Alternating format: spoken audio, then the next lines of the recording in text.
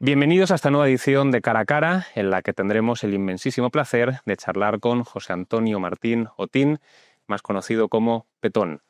Petón, muchísimas gracias por haber accedido a esta invitación. Gracias a ti por invitarme. La verdad es que juego en casa y además estoy sometido a la presión de Jano, ese libre pensador infame que me hubiera dado de collejas si no vengo a estar aquí con nuestro amigo Álvaro un rato. Y me encanta. Sí, él manda mucho aquí. Manda mucho. Debo decirte que leí en algún lugar de la historia de Roma de Indro Montanelli que este hombre se había dedicado a muchísimos oficios y en su momento me quedé muy impresionado. Y repasando tu biografía, debo decirte que la vida de Indro Montanelli me parece monótona y lineal en comparación con la tuya. No, la mera comparación con Don Indro ya es abrumadora y injusta, no es así. Pero es verdad que he hecho muchas cosas y obedece a algo que me dijo mi padre cuando yo me fui de casa con 21 años. Fui a jugar al fútbol, me fui a Huesca. Y lo último que me dijo él es: hijo, haz todo lo que puedas, pero hazlo bien. Me lo decía porque yo iba a jugar al fútbol y a trabajar en Radio Huesca al mismo tiempo. Eso en segunda división era absurdo. O sea, tú piensas ahora un futbolista que al mismo tiempo se tire 8 horas en la radio currando. Pero yo había terminado la carrera un día antes. Sí. de firmar por el Huesca, que me llaman ese mismo día, y entonces desoí todo lo que tenía, algún equipo de primera y demás, para poder compatibilizar. Eso marcó mi vida. Y mi padre me estaba diciendo algo que luego vi que decía Ortega: hagamos bien lo que tenemos que hacer. Uh-huh. Es decir, si usted es picapedrero, pique bien. Uh-huh. Pique bien. Claro, luego eso es más complicado si al final no tienes la capacidad de acotar en un momento determinado, de decir: detente aquí, no hagas tantas cosas que anule cualquiera otra de las que ya has empezado. Pero bueno, más o menos nos hemos defendido, no como Indro Montanelli. Si te parece, para que la gente vea que no exagero, a modo de ejemplo, recordaré que te licenciaste en Ciencias de la Información, has sido futbolista, has sido representante de jugadores, has sido director de emisoras de radio, has sido director de productoras, has sido comentarista deportivo, has sido comentarista de otras muchas cosas, has sido también escritor y, de algún modo, que yo no termino de entender cómo es físicamente posible, has sacado muchísimo tiempo para leer también. Te preguntaban en una entrevista que qué relación tenías con los libros y me gustó mucho la respuesta. Respondiste que te tenían sometido, que estabas esclavizado por ellos. Entonces, para ir rompiendo el hielo, quería empezar preguntándote qué te proporcionan los libros para que de algún modo aceptes o te resignes a ese sometimiento por parte de ellos. Satisfacen mi curiosidad, que es lo más importante. Al principio era fan de aventura, cuando con 7 años... y aprovechando que mi padre curraba como un salvaje, se iba a las 8 de la mañana y volvía a las 10 de la noche. Me metí en la biblioteca familiar, que en parte estaba vedada, porque claro, yo con 11 años me leí el de Camerón. Entonces, me cago en 10, chavalín, y Casa de Muñecas, de Ibsen, pero este tío, porque leía todo, o sea, empecé por el principio, pam, y era fan de aventura, porque los libros te meten en esos mundos inexplorados por el ser humano. No conocemos lo que están dentro hasta que los leemos y nos metemos en ellos. Entonces tenía los que me daban como posible receptor de esos mensajes, que eran los de aventura, Salgari, tal. Había una colección que era los libros de la historia, que era texto, y estaba muy bien porque cada 4 páginas, me parece, había 2 de viñetas. Y era el libro y al mismo tiempo un cómic. Era como un TVO donde se resumía. Entonces, el niño facilón iba al cómic y el otro iba al texto. Y yo iba al texto y al cómic. Ya era un ansioso. Entonces, si entras tan pronto en el amor a los libros, ya estás envenenado. Esa es una adicción que te voy a contar, que se te ven los ojos. Y ya sabes, el procedimiento es imparable. Luego es cierto que vas definiendo por etapas qué literatura se te hace más agradable. Hay un tiempo en el que yo me leí toda la novela posible, empezando por nuestros clásicos. Pero ahora leo ensayo y leo menos porque investigo mucho, porque estoy en mucho proceso de investigación, que también es lectura y también satisface la curiosidad y también aprendes, sobre todo, a discernir la verdad de la mentira. No digo que un archivo histórico y un legajo no te mienta, te puede mentir. O un reportaje de 1935 te puede mentir, pero te miente sin análisis. Es decir, le han dado mala noticia o la ha entendido mal el periodista. Es decir, lo que puede pasar ahora. No con una intención de torcer la historia, de tergiversártela. No un libro escrito en 2025 sobre la conquista de América, en negro. No. Es verdad que cuando uno se ve en la tesitura de escribir es cuando realmente tiene que poner en orden sus ideas, y yo creo que eso a mí por lo menos me ha pasado. Es cuando realmente comprende, yo creo, lo que está diciendo, lo que sostiene verdaderamente, y tú has tenido ocasión de hacerlo unas cuantas veces también. Sí, sí. Porque además de leer, has escrito bastante. Voy a leer también simplemente algunos ejemplos. El fútbol tiene música. Sí. ¿Quién dijo rendirse? Blanco ni el orujo. Las 4 vidas de San Román. La desesperación del La desesperación del té, 27 veces Pepín Bello. El hombre al que Kipling dijo sí, este título me encanta. Y en coautoría con Sergio Campos Cacho, has escrito también, que es el libro que estamos mostrando ahora mismo encima de la mesa, Violencia roja antes de la guerra civil, Antillón 4, la primera checa de la República. Y hoy, si te parece bien, me interesa hablar contigo especialmente sobre este último libro que he mencionado. Aprovecho también, evidentemente, para lanzar un saludo a Sergio y para darle también desde aquí mi enhorabuena, porque habéis hecho un trabajo fabuloso e inédito también, lo cual Sí. tiene mérito a día de hoy, porque a estas alturas, ¿qué no se ha dicho? Pues vosotros habéis encontrado algo que no se había dicho. Si te parece bien, voy a pedirte que resumas cuál es el hallazgo que habéis hecho y que habéis plasmado vosotros en este libro, y después profundizaremos en ciertas cuestiones, pero para poner un poco en tesitura a la gente antes de empezar. Estaba asintiendo cuando decías eso, o sea, que normalmente si te dicen, joder, qué tío más simpático y tal, lo haces al mismo tiempo. Pero a lo que estabas diciendo tenía que asentir, porque efectivamente me parece que es la clave de arco de ese libro. Y para eso, por no citarnos a nosotros mismos defendiendo la bandera, me gusta recordar lo que dijo la que para mí es la mejor hispanista del momento, la sueca Erbera Enquist, que dijo en un rotativo nacional muy importante que ese soplo de aire fresco que significan los nuevos métodos de investigación, no sometidos a una doctrina, a ninguna de ellas, simplemente fresco por su capacidad de abrazar la verdad, y citaba Violencia roja antes de la guerra civil, de Sergio Campos y José Antonio Martín. Claro, cuando tú lees eso que respalda precisamente lo que estás defendiendo, que es que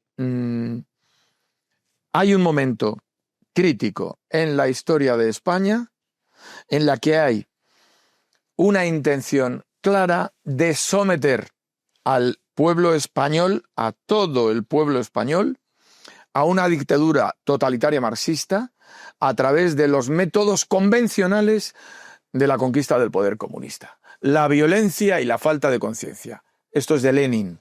Y exactamente es lo que modula el tempo que va de la preparación de las elecciones del 36, con el pucherazo añadido, si quieres atender a Vilas y Villar y sus estudios, a Roberto, pero ni siquiera entro en eso. Me ciño a lo que pasa desde el 16. El 17, justo al día siguiente de las elecciones, se legalizan las MAOC, milicias antifascistas, obreras y campesinas, que era un ejército y una policía en germen, pero con 3.000 uniformados y con grupos de control que se ponen a actuar inmediatamente y a matar en la calle, a asesinar. Eso está en el libro. Pero me parece que el hallazgo más importante y del que parte todo esto, y además viene del estudio de Sergio y de mi intuición, él me dice, joder, me escribe desde Berlín, entonces estaba allí, ahora está en Hamburgo, como bibliotecario del Instituto Cervantes. Sí. Fíjate, qué curioso cómo los comunistas echan a las monjitas del colegio de Santa Cristina, o María Cristina, en Antillón, en la calle Antillón, saliendo por el Paseo de Extremadura, y cómo incluso Saborit, el concejal socialista de Besteiro, conviene decir el matiz, intenta rebelarse y les dura 3 segundos. O sea, entran y se quedan con el edificio.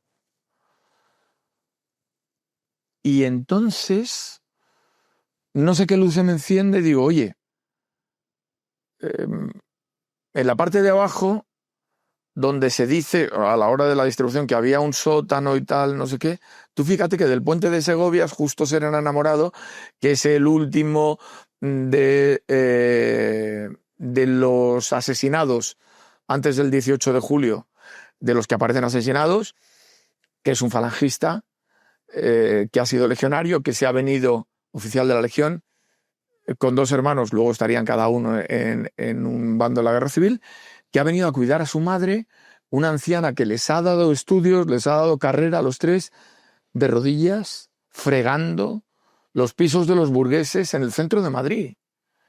Esa mujer que se ha machacado y está ya con achaques, viviendo en el puente de Segovia, casi en el río Manzanares, viene a ser cuidada por su hijo. Su hijo tiene dentro el germen combativo del que es oficial en el ejército de África.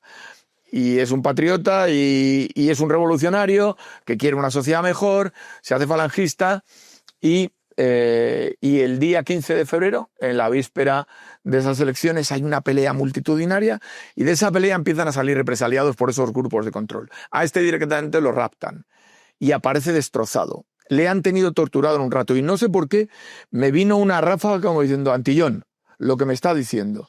Entonces nos ponemos a investigar. Yo ya tenía detectado a un Andrés Asiaín, que efectivamente vemos cómo es forma parte de ese equipo torturador. Eran varias las células que compartían la tortura. O sea, descansaban unos y los otros se iban torturando. Había una checa en Madrid antes de la guerra civil. Quiere decirse que había un método de terror impuesto para eso, aterrar al enemigo, aterrorizarlo, que los enemigos políticos no se atrevieran a entrar en la lucha política porque si entraban iban a aparecer con 96 cuchilladas atados a un árbol en la carretera de Pozuelo a Húmera y con los tendones cortados uno a uno. Aún así, ese Justo Serena, contaba Andrés Asiaín, voy a citarlo literalmente, dice, y cuando le bajamos, lo habían tenido colgada en una barra 3 días, igual que al hijo del propietario del Circo Price, la misma tortura. Y al bajarlo, fíjate ese hombre con 96 cuchilladas, los tendones destrozados uno a uno, los dedos cortados, una cosa, se lanzó a por Andrés Asiaín y dice Andrés Asiaín, si sería valiente el hijo de puta que si no lo sueltan me mata. Con lo que le quedaba de fuerza agónica. Lo llevan a él, le atan, era un moribundo, pero al que acaban para mayor ensañamiento con 3 tiros a quemarropa en el corazón. Eso estaba pasando antes de la guerra civil. Sí, eso es lo más relevante. Estaban matando estudiantes en la calle, estudiantes y electricistas, lo intentan en la Gran Vía. A otro de los que participan en esa pelea del Puente de Segovia del 15 de febrero. Y a ese electricista, creen haberlo matado porque le meten un tiro en la cabeza, pero el tío, al escuchar la detonación, gira un poco y entra en sedal, pero sale mucha sangre. El que va con el asesino directo, con su pistola que la tenía amartillada, también para disparar, lo que hace es pum, machacarle y sale sangre también de otro lado. Entonces se acerca a la gente y estos se van. No lo rematan, no se dan cuenta de que no ha muerto. Ni siquiera está gravísimamente herido. es otro de los que estaban señalados. Hay ejemplos constantes en el libro de gente que está marcada en ese periodo de febrero a julio. Para muchísima gente en España la vida ya era invivible, pero lo hubiera sido para todos, excepto para los que detentaban. Sabes que detentar quiere decir usurpar, no ostentar. Los que hubieran detentado el poder lo detentaron durante un tiempo. Has hecho esta panorámica general que creo que sirve muy bien para que la gente se ponga en contexto, y vamos a ir ahondando ahora en cuestiones concretas para que puedas desarrollarlas con más detenimiento. Voy a empezar comentándote una cosa que me ha llamado mucho la atención mientras leía el libro y me parece muy interesante. Digamos que sostenéis que en el periodo previo a la Guerra Civil, de algún modo, puede trazarse una equiparación entre los jóvenes falangistas y socialistas en cuanto a su carácter, pero a su vez son distintos en cuanto a su forma de actuar, por así decirlo. Voy a hacerte una pregunta en relación con cada una de estas cuestiones, leyendo para ello fragmentos del libro para que se vea exactamente lo que estáis sosteniendo. El punto primero que he comentado es cómo equiparáis a los jóvenes falangistas y socialistas en cuanto a su carácter, en cuanto a su forma de ser. Y decir lo siguiente: en la página 19 mostráis dos fotos. En la de arriba aparecen miembros del Sindicato Español Universitario, de carácter falangista. En la de abajo aparecen miembros de la Federación Universitaria Española, de carácter socialista, y escribís: entre los protagonistas de las dos fotos hay muy pocas diferencias. Han elegido vivir peligrosamente, quieren calcinar las viejas estructuras. Son universitarios y muchos de ellos un año antes agitaban los mismos banderines con las siglas FUE. Es decir, que un año antes los ahora falangistas habían sido socialistas. Sí, en los cuadros muchos. Y continuáis: son jóvenes, son españoles, se van a matar. Y justo en la página siguiente, en la página 20, concluís: en muchos casos, las ideas son tangenciales y no andan tan lejos los unos de los otros. Hay marxistas que encuentran acomodo ideológico en el falangismo y falangistas que terminan en el anarquismo y aún en el comunismo. ¿En qué medida, quería preguntarte, era similar el carácter de estos jóvenes falangistas y socialistas? Porque es algo que puede sorprender a mucha gente. No, era como el que hay en una pandilla. Es decir, no son ningún carácter es idéntico a otro, pero muy semejantes. Muy semejantes. La diferencia en cuanto a la actuación la fija un socialista, y yo creo que tenía razón, Julián Zugazagoitia, luego fusilado por el inclemente general Franco. A él y a Cruz Salido. Los coge la Gestapo, los trae después de la guerra y contra el paredón de la Almudena los asesinan después de la guerra civil. Julián Zugazagoitia, que había tenido un enfrentamiento violento con uno de los prohombres de la guerra, de los que crean desde la dirección de Leviatán, que era el soporte teórico del socialismo español, me refiero a Araquistáin, un clima prebélico en torno a Largo Caballero, que era la figura por la que ellos, la gente de ese grupo intelectual, había apostado. Pues en el Retiro, en la Casa de Cristal, había un acto y el enfrentamiento era tan grande entre sectores dentro del Partido Socialista que Araquistáin abofeteó a Julián Zugazagoitia, del que te estoy hablando. Era periodista, Julián. Julián hace un libro maravilloso que se llama Guerra y vicisitudes de los españoles, en el tiempo que le da entre el fin de la guerra y su fusilamiento. Y ahí habla de los falangistas como de los jóvenes falangistas, que en realidad eran la sal y levadura de la falange, es verdad, como si fueran miembros de una orden de caballería, no demasiado formados políticamente, pero obedientes a un impulso natural, encauzado a una defensa de conceptos básicos como la patria y la revolución, sin demasiados andamiajes alrededor, es decir, un impulso.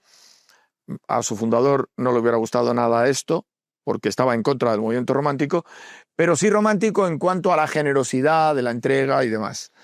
En el lado marxista había mucho más método, como se corresponde además con una doctrina asentada, y que tiene unos mandos que están fuera y desde Moscú están orientando todos los movimientos. Entonces sabían perfectamente cómo tenían que comportarse de arriba abajo. La disciplina científica era mayor, es decir, estudiada. ¿Cómo tiene que ser la disciplina?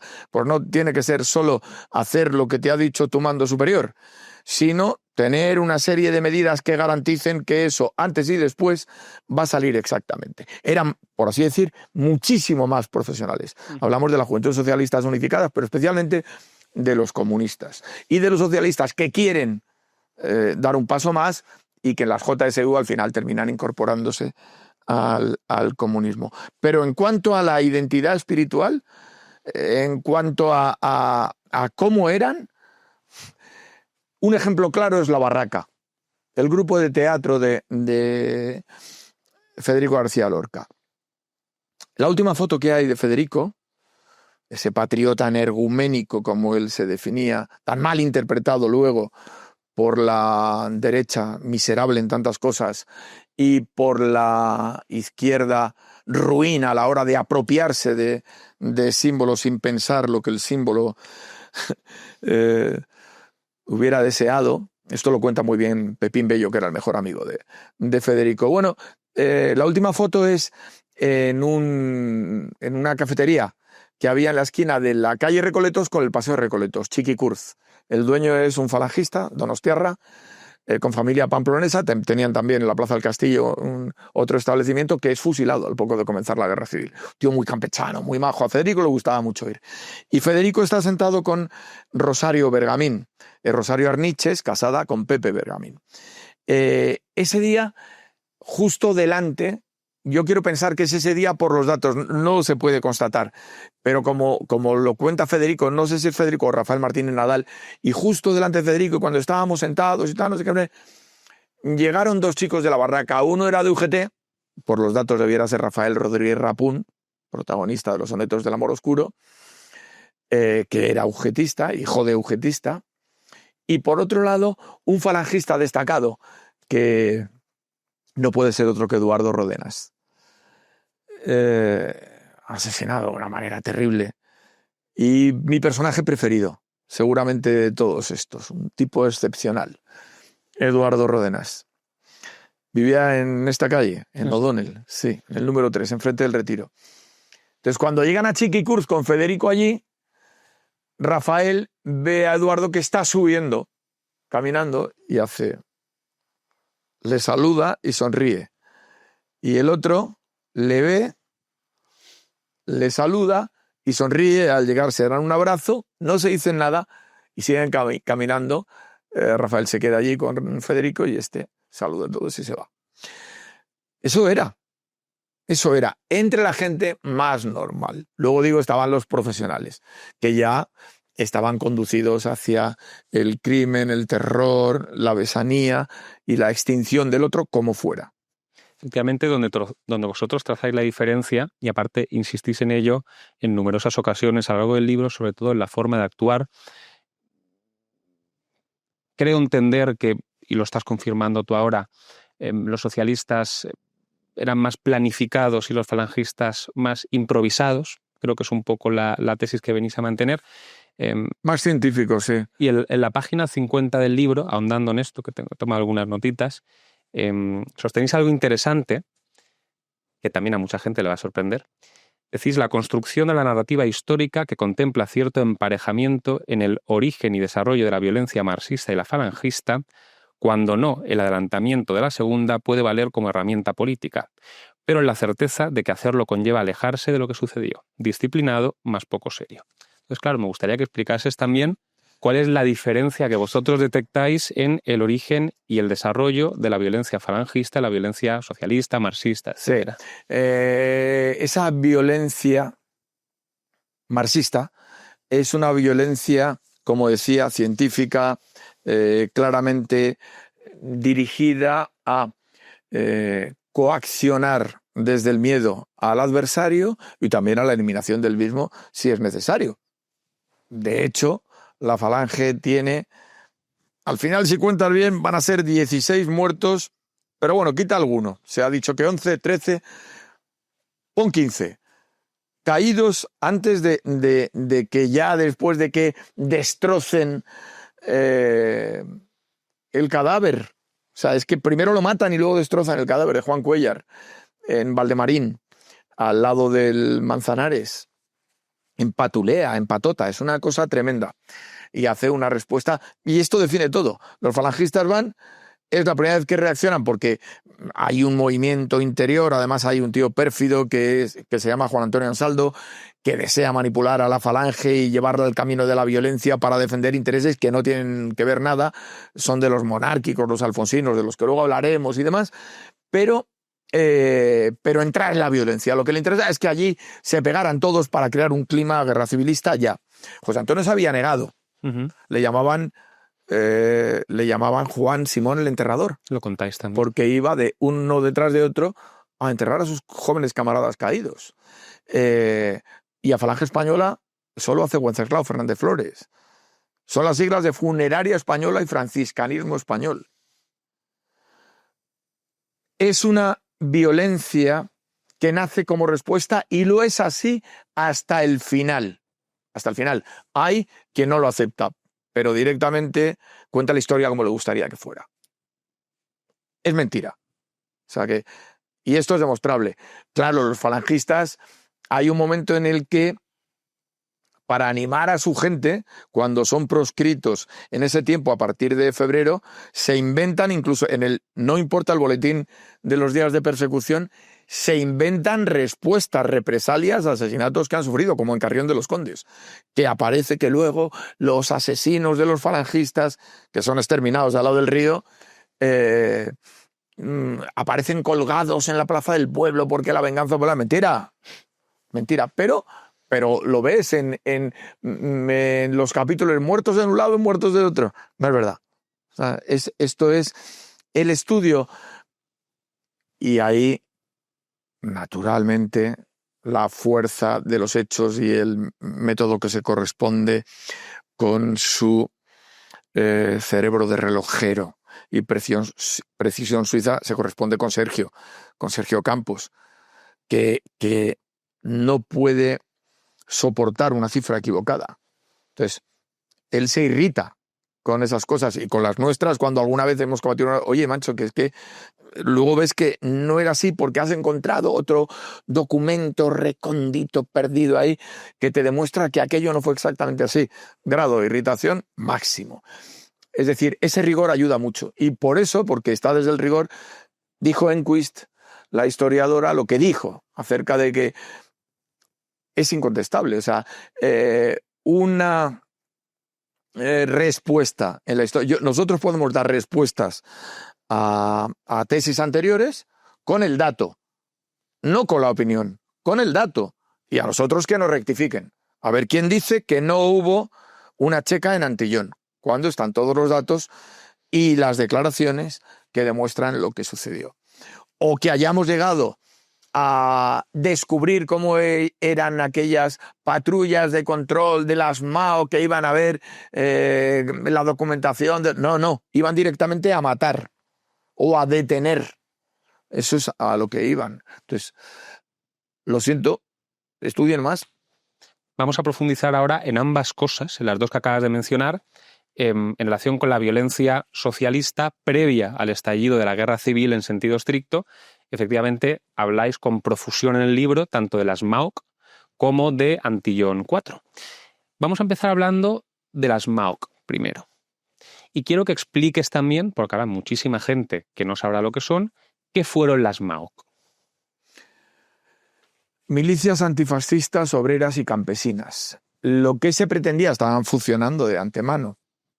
Y ahí se ven las fotos, ya cuando en esa manifestación inmediata tras su legalización con la camisa azul celeste y la corbata roja por las calles de Madrid.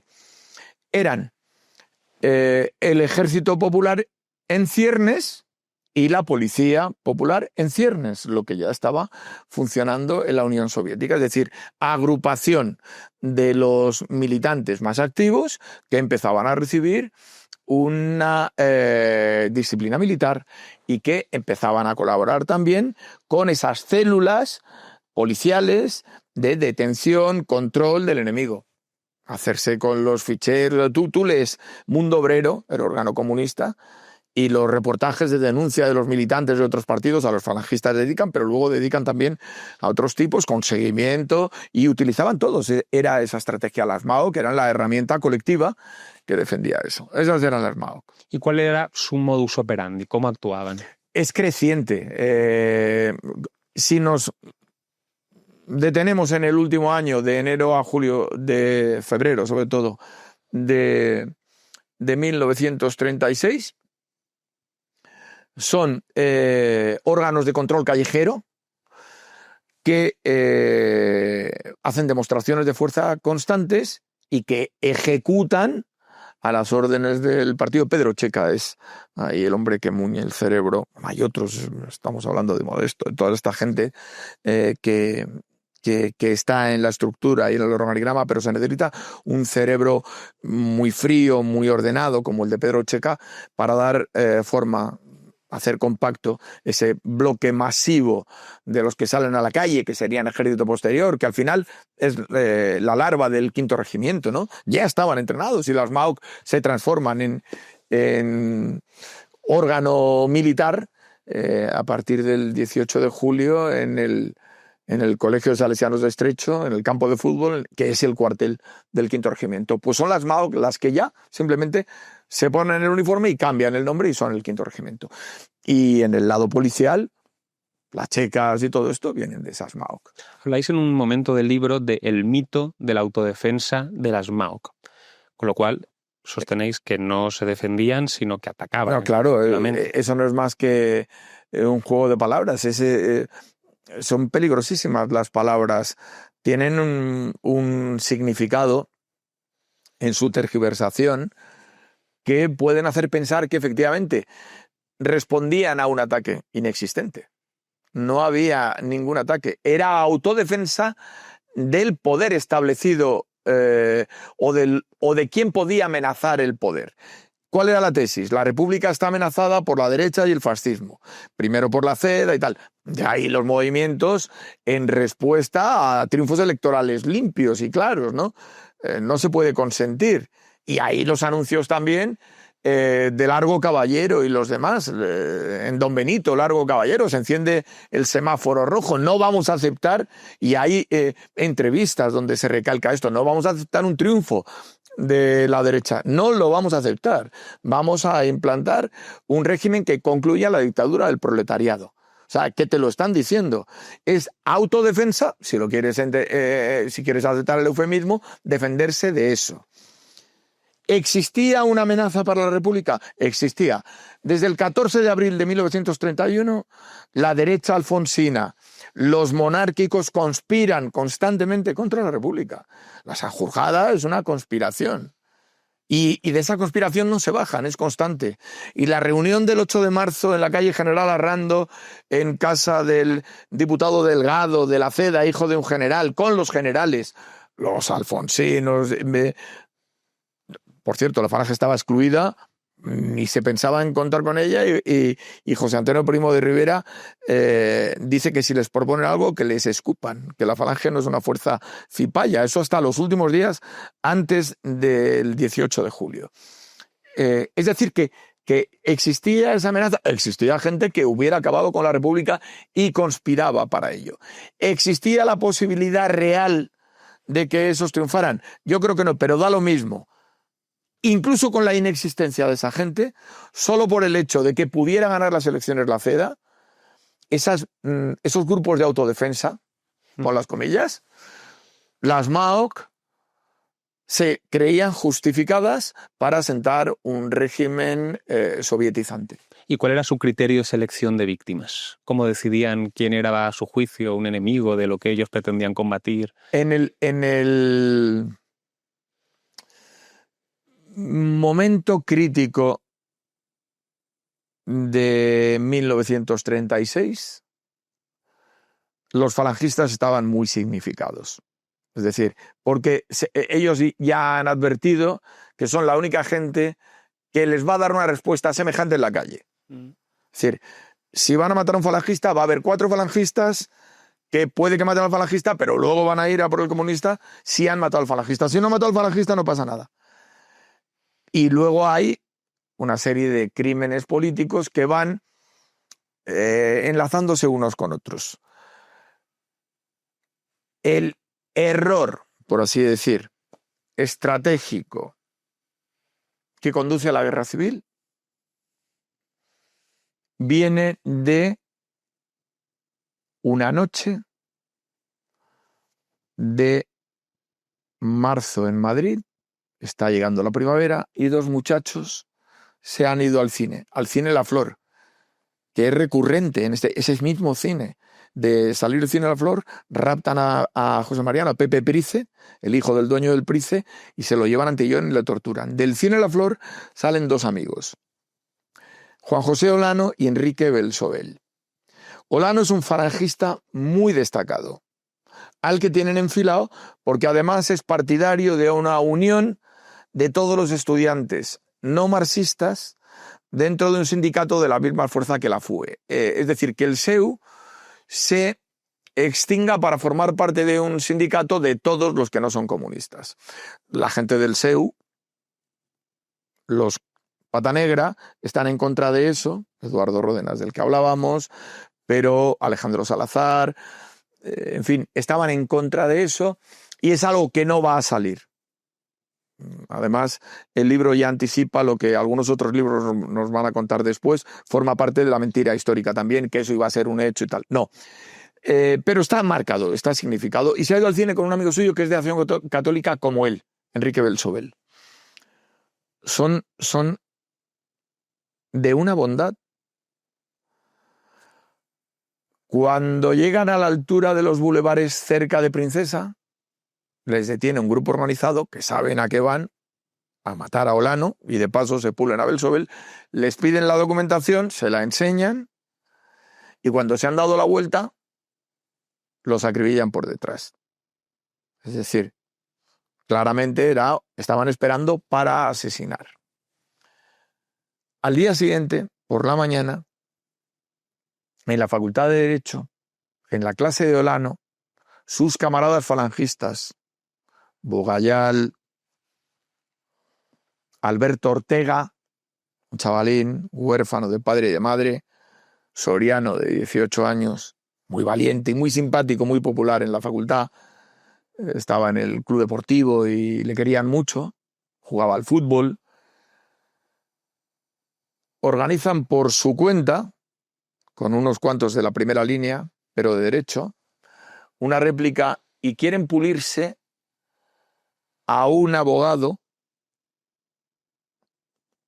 muy prestigioso y muy buen abogado y muy buen catedrático que se llama Luis Jiménez de Asuga, diputado socialista, al que por cierto José Antonio había salvado la vida porque le iban a destrozar la cabeza con una silla de hierro 10 años antes. Esto lo cuenta muy bien Paco Ayala, Francisco Ayala.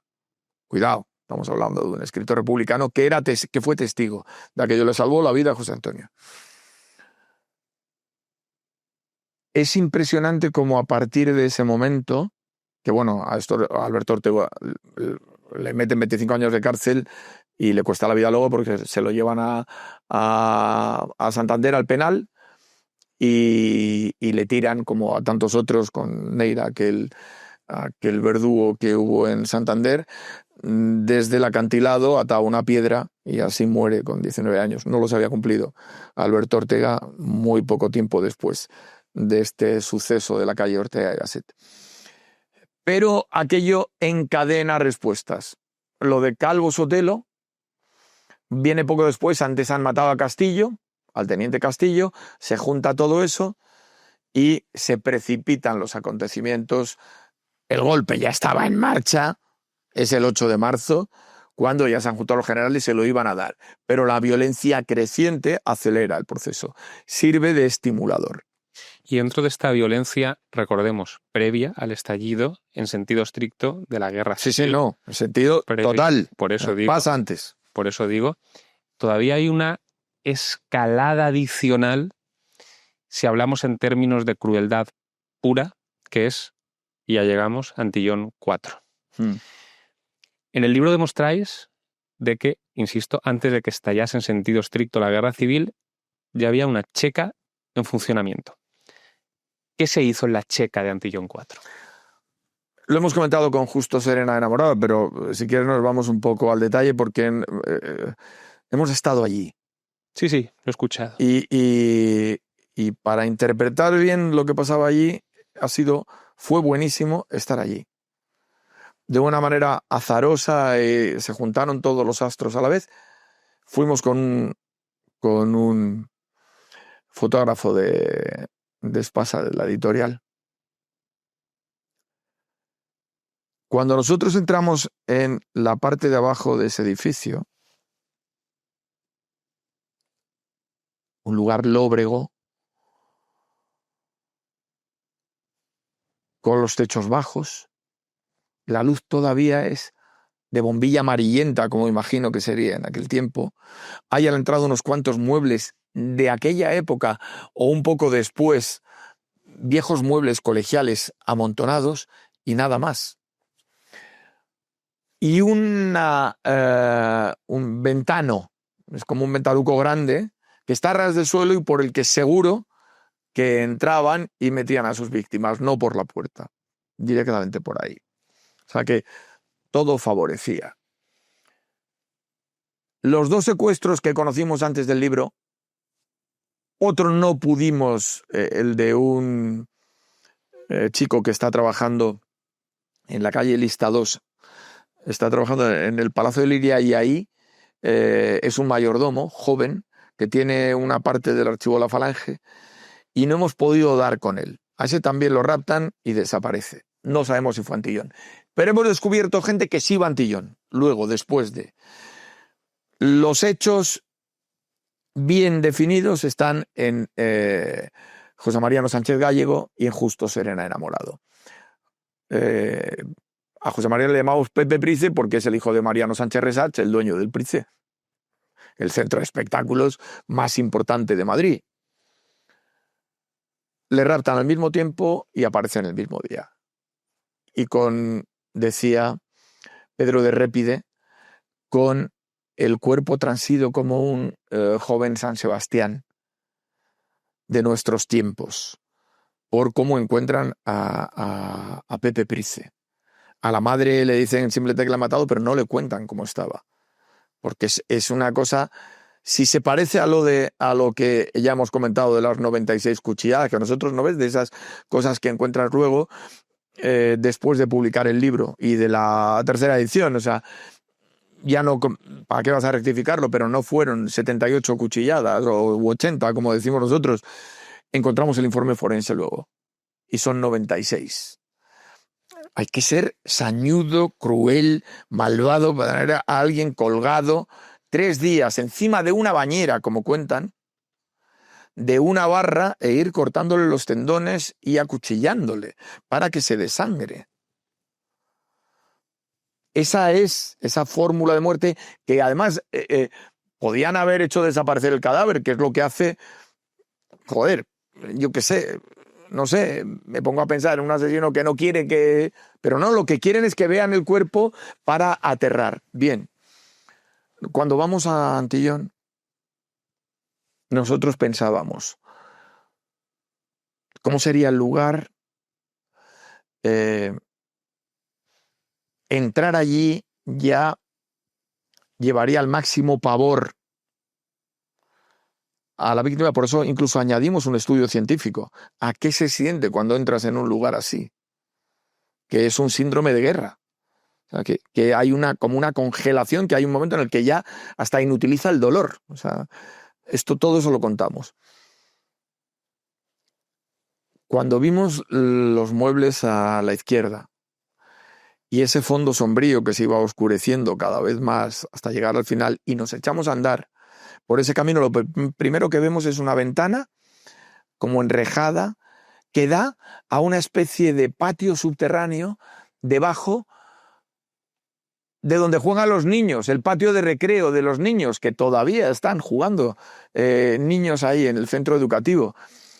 Y estaba lleno de arena. Era como un lecho de arena debajo de eso, que le añadía truculencia todavía al asunto. Las galerías se iban haciendo un poco más estrechas y había como habitáculos, como celdas, como 3. Una habitación al fondo, a la izquierda más grande, habían quitado las puertas, y a la derecha, al fondo de todo, como en un chaflán, te ibas acercando hasta darte de frente con una bañera. Cuando vimos eso, o sea, es que es la descripción literal del lugar donde había estado colgado de la bañera, justo Serena, enamorado. Uno se puede imaginar, claro, en la guerra hubo barbaridades, y es verdad que hay en todas partes. Una vez que te metes en ese clima de violencia, depende del instinto besánico del torturador. Y hay gente que disfruta con ese sadismo de extinción del otro. Lo que sucede es que a veces eso es un método científico, no lo hacen sádicos, sino profesionales. Es Beria, es Orlov, es lo que le hacen a Nin. ¿Tú crees que a Nin llega ahí un tío que disfrutaba, paladeaba, viendo cómo le despellejaban milímetro a milímetro? No, era un revolucionario con el grado de honradez suficiente como para negarse a firmar que era un traidor. Y prefería padecer las torturas más horribles, las que le dieron en el chalet de Hidalgo de Cisneros, en Alcalá de Henares. Y era táctica, no era enfermedad psicopática. Es que lo particularmente estremecedor de esta tortura, yo vengo del ámbito jurídico y he leído historia del derecho, etcétera, y normalmente la tortura es un método, en fin, inhumano, que se utiliza como un medio para arrancar confesiones, principalmente. Y ya digo que lo particularmente estremecedor en este caso es que da la sensación, apuntalado con indicios como por ejemplo el hecho de no deshacerse del cadáver, que la tortura no era un medio para obtener información, una confesión, etcétera, etcétera, sino un fin en sí mismo llevado a cabo con la intención de infundir terror al adversario. A ver, yo no sé cuál es el grado de infame crueldad que puede albergar un individuo. Pero imagínate que sí están solo buscando información. Bueno, y que al cabo de un día en el que le has metido 30 cuchilladas a uno, dividiendo entre 3 las 95 que aparecen, que le has metido 31 cuchilladas, le has cortado 15 tendones. Joder, ¿qué más te va a poder decir? Que habrá dicho todo. ¿Qué haces teniéndolo 3 días? Y sigues torturando, no, lo que estás buscando es mostrar un objeto humano para que los demás vean qué les va a pasar. Eso es lo que se pretende. Dar una demostración de horror. Al final, en ese tiempo anterior a la guerra ya hemos comentado que extendió por todo el mapa patrio el horror. Pero en ese tiempo anterior, cuando estaban actuando grupos organizados, al final ya había un estilo y se conocían muy bien. Y esto no era Made in Spain. Esto se había venido haciendo en sótanos moscovitas desde hacía mucho tiempo. Entonces, pues no hay más que leer y aprender. A vuestro juicio, porque insistís en ello también en el libro, ¿por qué es particularmente importante y revelador que esto sucediera antes de que comenzase la guerra civil? Bueno, primero para entender que esto se hace con un objetivo. O sea, el objetivo es eliminar al adversario, ¿está claro? Y a mí lo único que hace esto es ratificarme en algo de lo que ya me quedaba pocas dudas, y es que no estaban de broma. O sea, que estos señores cuando decían vamos a implantar la dictadura del proletariado, cueste lo que cueste, es que iban, cueste lo que cueste, a implantar la dictadura del proletariado. Y era mejor tomárselo en serio porque eran tipos muy profesionales. Hablo de estos y de sus jefes, que encargaban esos trabajos sucios a los grupos policiales de las MAO. Ya está. Es así. A mí esto, sobre todo, me llamó la atención y fue muy revelador para mí contestando a mi propia pregunta, porque si uno echa un vistazo, sobre todo a la exposición de motivos de la reciente Ley de Memoria Democrática, aunque ya antes estaba la Ley de Memoria Histórica, se describe la Segunda República bueno, pues poco menos que como una Arcadia feliz, como un periodo absolutamente democrático, lleno de libertades, parece que rebosaba la felicidad y de repente, bueno, pues a uno le chirría que si esto era tan plácido, etcétera, etcétera, ¿por qué hay unas personas que dan un golpe de Estado y de repente medio país se une a esas personas? Como que parece que no tiene demasiado sentido. Y claro, uno empieza a escarbar y a escarbar y a escarbar y a leer libros como este y se da cuenta de que esa Segunda República no es exactamente lo que nos están vendiendo y particularmente conectando lo que digo con lo que mostráis en este libro, ya había mucha violencia durante ese periodo. Sí, claro, y violencia creciente. No pierdo ni un segundo en lo de la memoria histórica. No, es una patraña. Me van a imponer sobre la verdad estudiada una mentira impuesta. Ni unos ni otros. O sea, es que volvemos a lo anterior, que no sé por qué, pero en fin, simplemente para recordar, es poner un poquito de plomo en la báscula para decir que había golpistas de la derecha constantes y que hubieran acabado con el adversario de otro modo, pero hubieran acabado con el adversario. Seguro, estoy seguro, es así. Bien, podemos estudiar eso e incluso condenarlo, ¿no? O sea, si cuando era incipiente y todavía estaba llena de buenos propósitos la República, y así nace el 14 de abril, como un día de esperanza para España, de gran esperanza, frustrada, a partir de prontísimo. Es así. Es decir, los que se enfrentaban a la República sin análisis, simplemente por una cuestión de visceralidad monárquica, en mi criterio,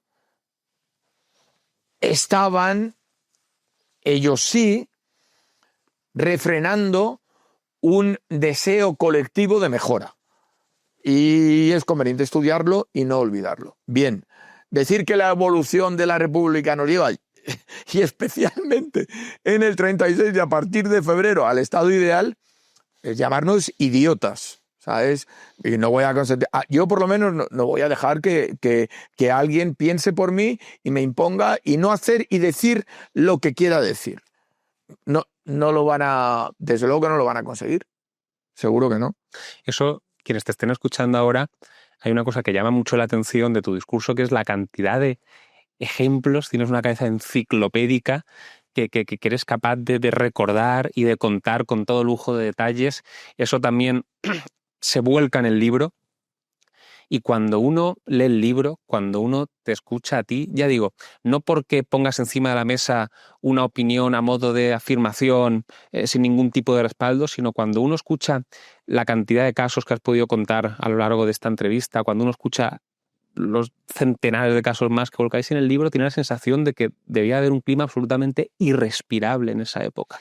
Es la sensación que yo siento, una especie de congoja de decir, pero por Dios, o sea, salir a la calle ya era prácticamente jugarse la vida, en ciertos círculos. ¿Tú te imaginas? Mira, Sergio está haciendo ahora un estudio, es muy interesante. Una de las partes del estudio, por ejemplo, es saber.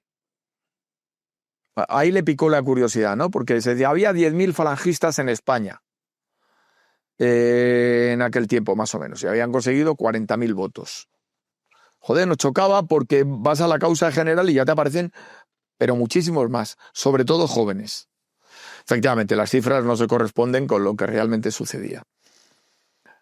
Los falangistas eran ya la fuerza más importante en todas las universidades españolas. Por un proceso de decantación, si la República se hubiera consolidado como una fuerza en la que se alternaban las olas de poder de izquierda y derecha, los falangistas hubieran estado en condición de mandar en España en 10 años.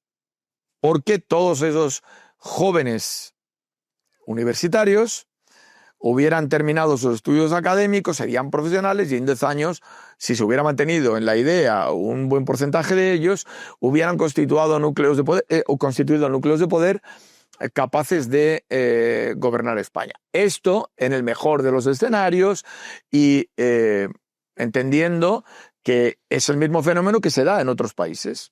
Pues nace una corriente de pensamiento y al final llega al poder. Me imagino, en el mejor de los escenarios, se hubieran terminado de desprender de las, eso lo decía muy bien Rosa Chacel, de la cáscara fascista de la que su jefe ya se había quitado, y los 4 que quedaran todavía mirando a Italia se darían cuenta de lo mismo que se dio cuenta el otro, y es de las últimas cosas que escribe, que hay que condenar al nacionalsocialismo por panteísta,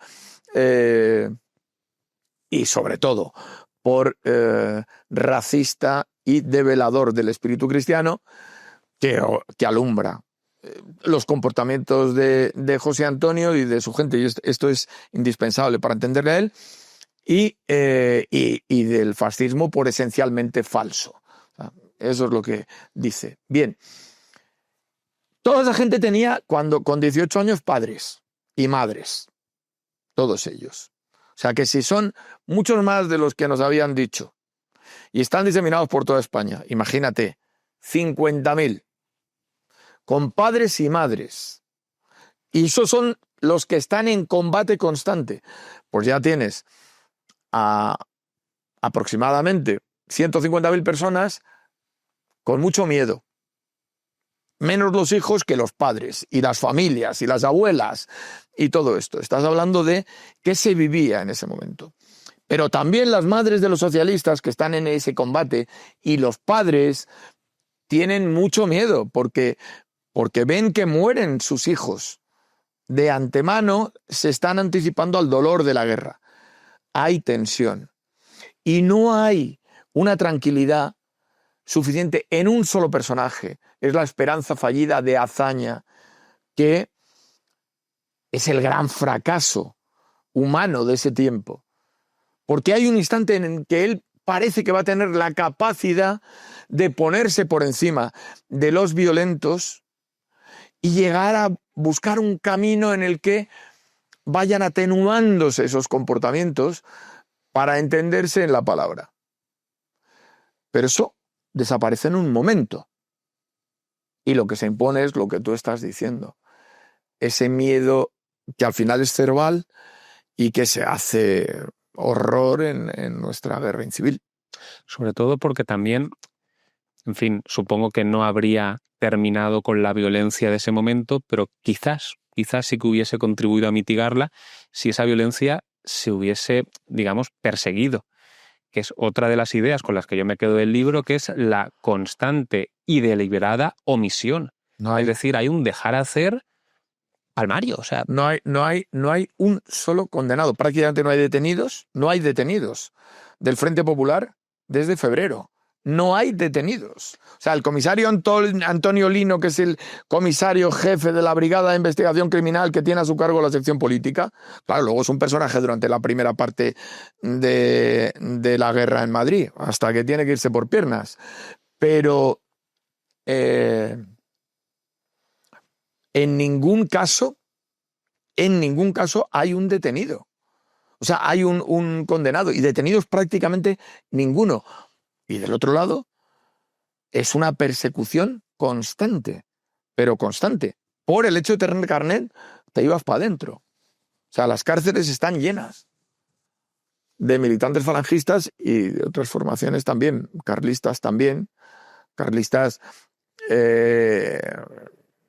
también eran más profesionales, es decir, ellos no estaban tanto en la lucha callejera, cotidiana, pero Mussolini les había pertrechado bien de armamento y tenían miles de requetés con gente que era lista por ahí. Rodezno veía bien el fenómeno y tal, y tenía a esas juventudes del carlismo alineadas ya en función de lo que pudiera venir. Estos sí que estaban en la conspiración desde el 8 de marzo y estaban armados desde antes. Ellos no bajan a la calle, excepto yo creo que precisamente lo del teniente Castillo, pero yo creo que se les debe atribuir a un comando tradicionalista, que son los que acaban con él. También son elemento acelerador de la muerte de Calvo Sotelo, por ejemplo, y ya del definitivo aldabonazo. Y yo, por terminar de cerrar lo que comentaba, también infiero esa voluntaria omisión a la hora de perseguir en el hecho de que no es que se matase de forma absolutamente fugaz y ya desapareciesen las personas que hubiesen cometido ese hecho y ya aunque hubiese querido no hubiese podido encontrar a esa gente, etcétera, etcétera. Hay otra cosa que a mí me ha llamado mucho la atención, que es que en boletines se publicaba a quién había que bajarse. Sí. Es decir, hoy en día yo imagino que un periódico se le ocurre poner en sección muertes necesarias. Hemos hablado antes de... La policía entra ahí, identifica quién ha sido y eso termina, claro. Hemos hablado antes de Mundo Obrero y la prensa política en ese tiempo fortísima. La de los partidos opera como ariete, como elemento operativo, pero en ese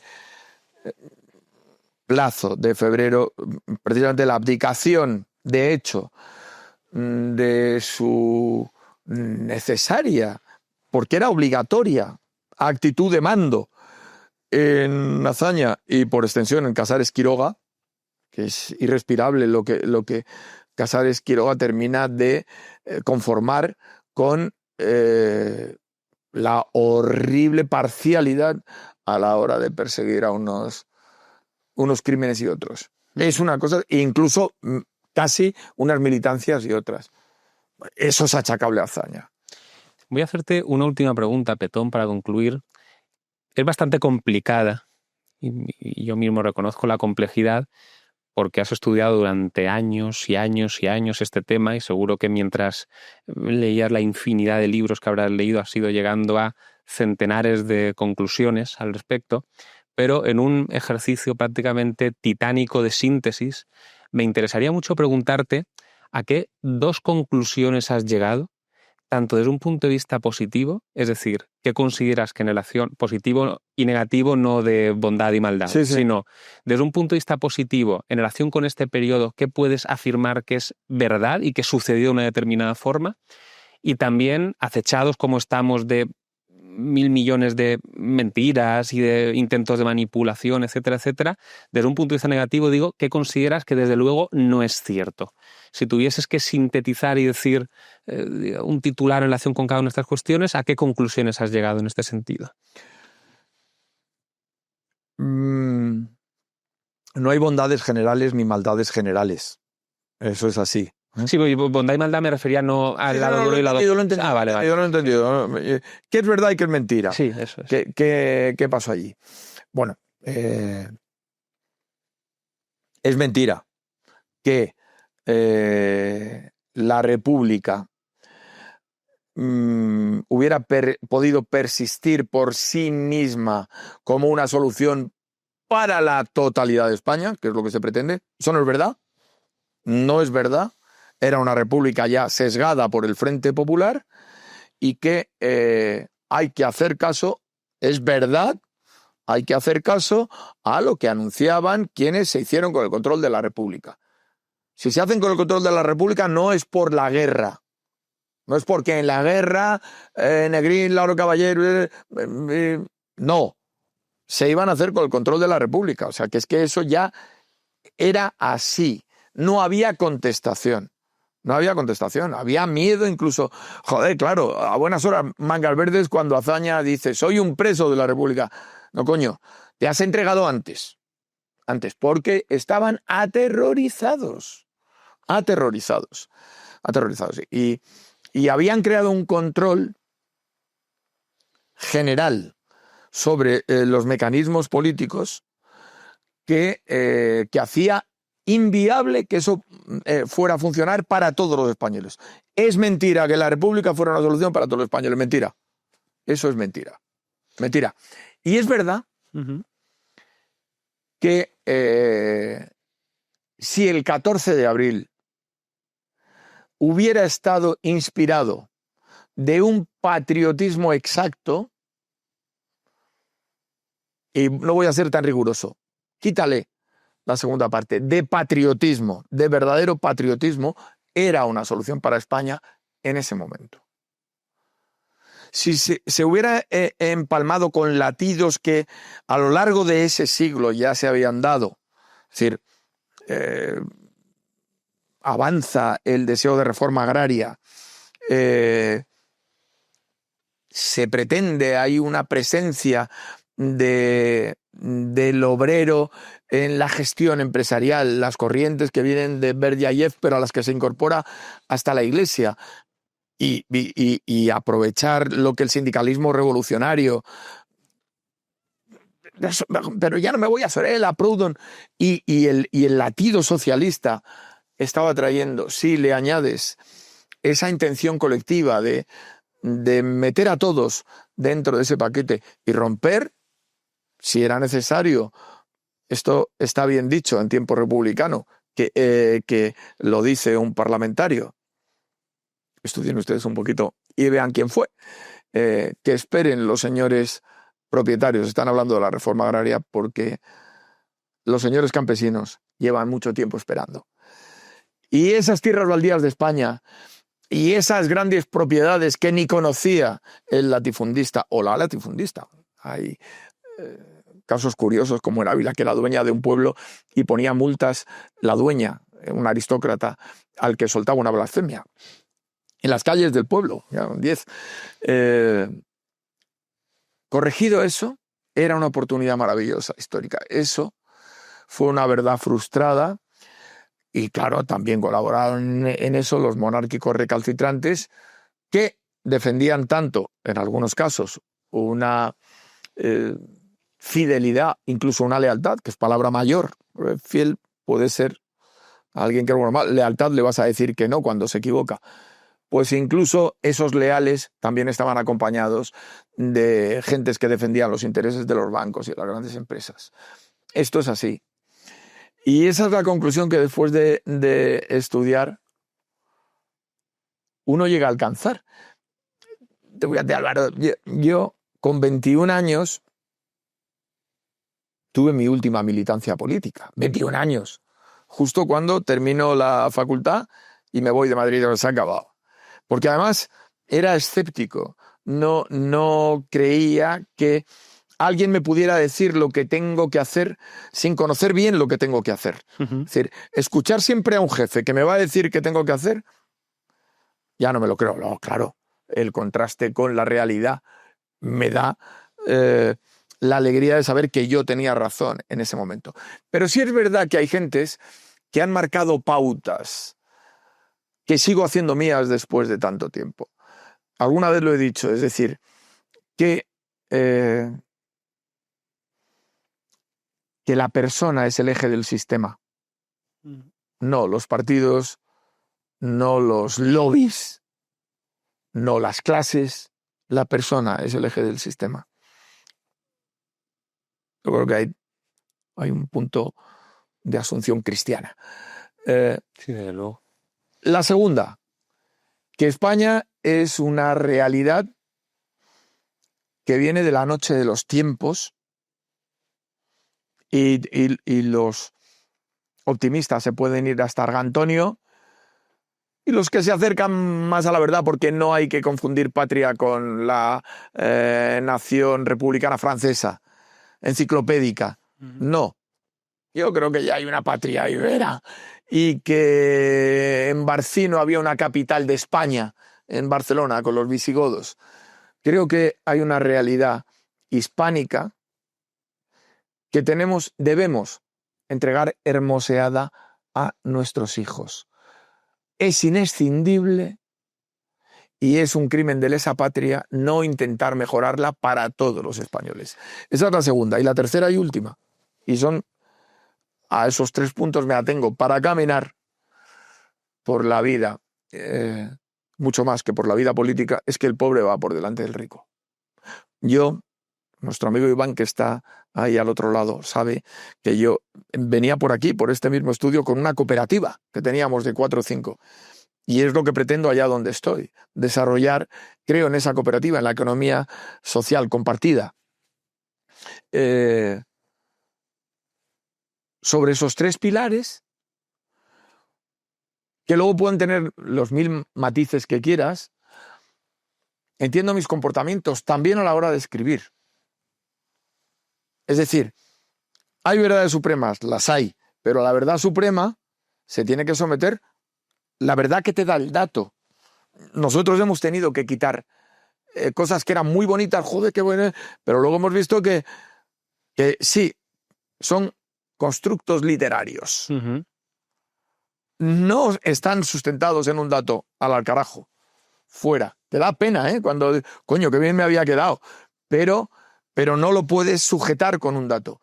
Para que nadie haya rebatido ningún dato de ese libro, ni uno, ¿eh? Ni uno. Se ha tenido que trabajar mucho. Claro, tampoco puedes esperar que un libro que es irrebatible en la mayor parte, porque seguro que alguna habrá, pero que estudien y nos lo digan, que nos harán un favor. No puede esperar que tenga tampoco demasiado recorrido. No va a tener 100 ediciones, seguro, porque dice demasiadas cosas que no tienen contestación. Y cuando hay demasiadas cosas que no tienen contestación, no interesa contestar. No interesa que se conozca demasiado.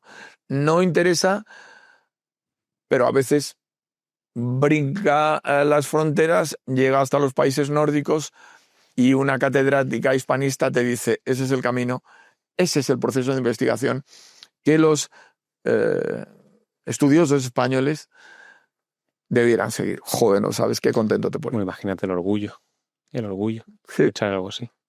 Después de estas 2 conclusiones sobre la guerra civil, después de estas 3 conclusiones vitales, siento miedo a abrir la boca porque pienso que cualquier cosa que diga va a bajar irremediablemente el nivel. Así que si te parece, Petón, lo dejamos aquí. Muchísimas gracias por haber accedido a esta invitación. Creo que ha sido muy ilustrativo todo lo que has dicho. Que recuerdo a quien nos esté escuchando, todo esto y más se vuelca en este libro. Violencia roja antes de la guerra civil, y lo enfocaremos. También mando desde aquí, como decía al principio, un saludo y mi enhorabuena, Sergio, porque habréis colaborado. Que esto, por cierto, esta duda sí que te la es el alma, él es el alma. ¿Cómo? Y ya con esto prometo mi silencio. No prometas porque siempre se dice, última pregunta, y no, ni es la última pregunta, y quién sabe, tú sigue. Esta sí que es la última de verdad, precisamente porque estamos hablando ya para concluir sobre el libro. ¿Cómo os coordinasteis para escribir este libro? Bueno, nosotros tenemos una comunicación muy fácil. Nos entendemos muy bien. Yo creo que tenemos bastante generosidad también, que es necesaria, porque tienes que dar muchas horas, entregarlas y pedir al otro que allá donde te atascas te saque un poco, tire del carro contigo y a veces te saque él solo. Con Sergio, para mí, es muy fácil trabajar y es una persona inteligentísima, pero sobre todo muy exigente, muy rigurosa consigo misma y también con el que está al lado. Es decir, lo que hay que hacerlo bien, lo que decía mi padre. ¿Sabes? Desde luego el resultado ha sido maravilloso y para no faltar a mi palabra más de una vez, ahora sí que me detengo. Muchísimas gracias de verdad, Petón, y como siempre, muchísimas gracias a todos los que nos escucháis.